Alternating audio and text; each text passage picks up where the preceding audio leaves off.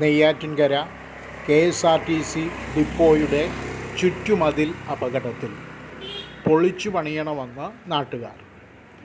Neyyattinkara KSRTC bus സ്റ്റാൻഡിൻ്റെ പുറകുവശത്തുള്ള കരിങ്കല്ലിൽ നിർമ്മിച്ച ചുറ്റുമതിൽ അപകടാവസ്ഥയിൽ 20 അടിയിലധികം ഉയരമുള്ളതും 30 വർഷത്തിലധികം പഴക്കമുള്ളതുമായ ചുറ്റുമതിലാണ് അപകടാവസ്ഥയിൽ നിൽക്കുന്നത്. കല്ലുകൾക്കിടയിലെ വിടവുകളിൽ പാഴ്മരങ്ങൾ വളർന്നു പന്തലിച്ച് നിൽക്കുന്നു.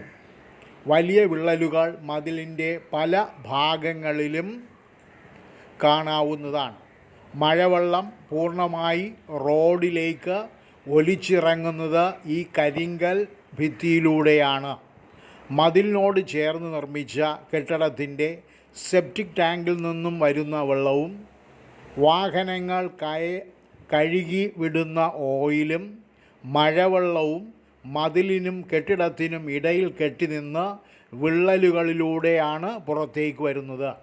വർഷങ്ങളായി അറ്റകുറ്റപ്പണികൾ ഒന്നും ചെയ്യാത്തതിനാലും മതിലിൽ വളർന്നു കയറിയ പാഴ്മരങ്ങൾ യഥാസമയം വെട്ടിമാറ്റാത്തതും അപകടത്തിൻ്റെ വ്യാപ്തി കൂട്ടുന്നു.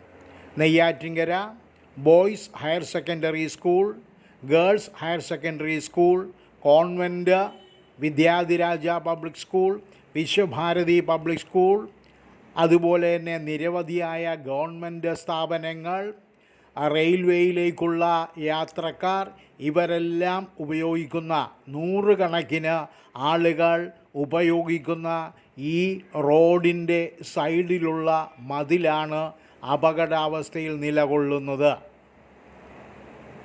മഴക്കാലമാകുന്നതിന് മുൻപ് മതിൽ ശക്തിപ്പെടുത്തുകയോ പൊളിച്ചു പണിയുകയോ വേണമെന്നുള്ളതാണ് നാട്ടുകാരുടെയും യാത്രക്കാരുടെയും ആവശ്യം. പലതവണ അധികാരികളുടെ ശ്രദ്ധയിൽ ഈ വിവരം എത്തിച്ചിട്ടും ശാശ്വതമായ പരിഹാരം നാളിതുവരെ ഉണ്ടായില്ല എന്ന ആക്ഷേപം ശക്തമാണ്.